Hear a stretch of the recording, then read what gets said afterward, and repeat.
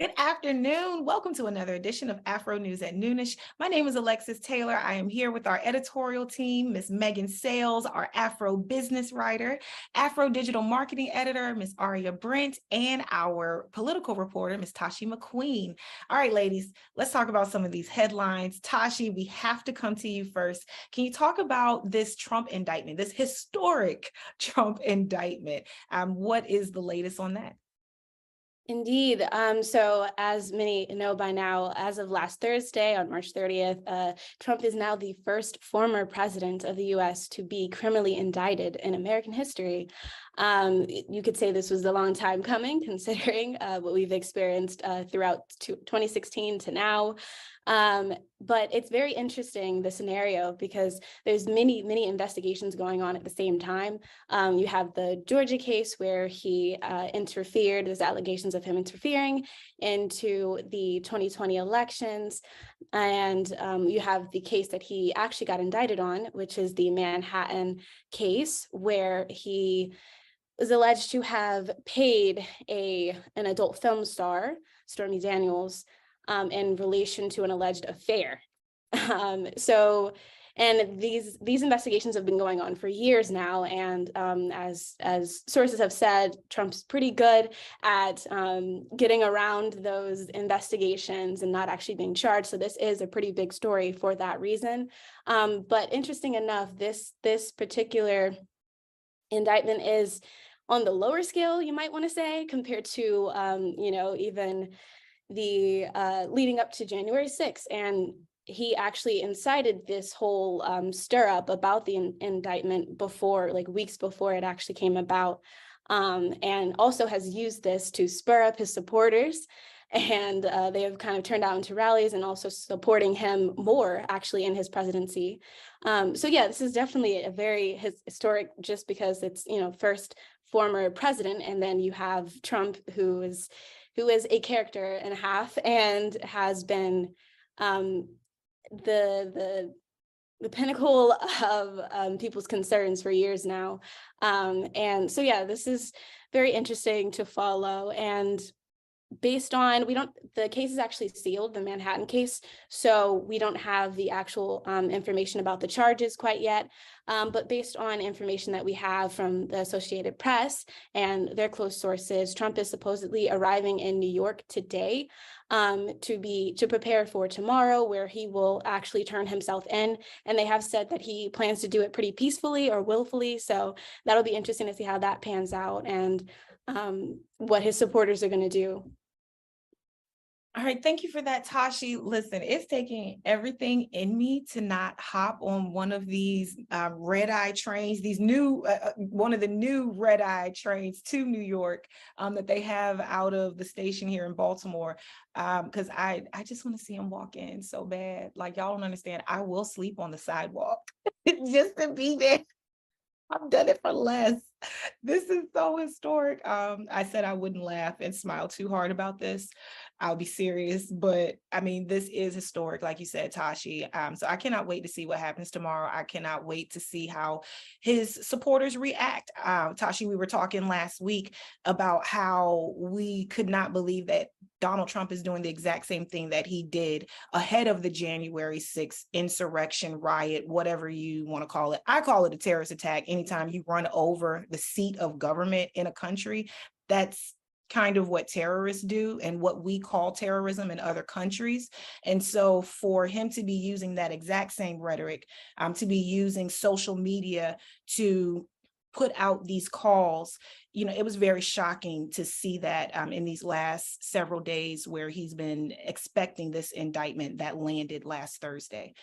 So thank you for that, Tashi. We're going to throw it to Aria. What do you have for weekend highlights? What caught your attention this weekend? So this weekend, the LSU Tigers made history by having their first women's national basketball championship. So congratulations to them. But it seems like before they could celebrate, they had to do with some controversy. One of their players, Angel Reese, she's been getting a little bit of flack because I guess she's just really expressive. She was using her hands, kind of doing the infamous John Cena, you can't see anything, and like pointing to her finger, implying like we finna have a ring. And that just wasn't received well by the public. I believe they were playing against Iowa, and there's a player on their team who is infamous for her trash talking. People seem to kind of like it. You know, she's seen as fierce or spunky when she does it, but then when we see a Black woman doing it, there's all this conversation to be had regarding it. So that caught my attention, just because, of course, as a Black woman, as we're closing out Women's History Month to get into Black Women's History Month, you see them giving her all kinds of feedback and like critiquing her, and it's like she's allowed to express herself. I think that she should be allowed to. She should be encouraged to. Furthermore, we all seen Love and Basketball. It's been going on for years now. Like, although it was a character that was hating on Monica, she, be a lady. I'm a ball player. Like, she a ball player. Let her play ball. Dang, y'all don't do nothing to men. I mean, they do. It's probably some athletes in general are very expressive, especially whether they're winning, losing, anything else in between. And y'all never have any other kinds of feedback or regard for it. Y'all applaud OBJ when he hits the electric boogaloo in the end zone, and when whoever else does what they do, it's oh yay. But then when a woman decides that she wants to, talk a little trash or celebrate herself or acknowledge like, yeah, like I'm putting a whoop down on you, it's a problem. No, it's 2023. We need to come on. We really do. Megan, what do you think? Yeah, I mean, I totally agree with what Aria has said. I watched some of the games, and Caitlin Clark, who is the, infamous player, famous player from Iowa, she's had just an incredible season. People have been comparing her to Steph Curry. And, when they were in the Final Four game and they were playing South Carolina, Caitlin Clark waved off one of South Carolina's point guards, saying, I'm not defending you because you can't shoot anyway, basically dissing her. And people thought that was so cold and so cool and supported her for that and thought it was so funny that she did that, to that South Carolina player. And Angel Reese said, in her response to kind of the flack she's been getting for doing the "you can't see me" and pointing to her ring finger, she said that Caitlin Clark has been, putting out disrespect and smack talking. And I couldn't wait until I got my chance to do it too after we won. And I just don't see a problem with that. I think it's all in good competition. And I totally agree with what Aria said. When you look at men's sports, trash talking, celebrating is so respected and people love it and find it funny. But then you go to a women's game and it's not okay anymore and people are taking it too far. The same thing happened when the U.S. women's national team was winning in the World Cup and things. People were upset with how the women soccer players were celebrating after their goals. They didn't think it was respectful. They didn't think it was right as a winner. They thought they were being sore winners, but I think people got to celebrate. They worked so hard to get to that point. It was a first win in that school's history. I don't think there's anything wrong with it. And I think smack talk is all a part of the game. All right, there you have it from our business writer. Do you want to pick up the sports beat? It sounds like you're interested in picking up some sports content. Only for women's basketball. All right. I love it. I love to see the ladies out on the court, being athletes and going just as hard as the men, if not harder. So really good commentary on that, Aria and Megan. Thank you. All right. So Megan, speaking of business though, what do we have for you? Yeah, so just in Baltimore, I wanted to make people aware that the Maryland Volunteers Lawyers Service is hosting free clinics for residents whose homes are at risk of going into tax sale. So Baltimore's annual tax sale is going to be set for May 15th, and you have until April 28th to pay any overdue bills to the city. If you're not able to pay those property taxes, the city can then sell a lien or unpaid debt to an external bidder, who then has the chance to charge you extra fees and interest until you can kind of pay that debt back. And homeowners actually have just 7 months to really redeem that property until that foreclosure process will begin.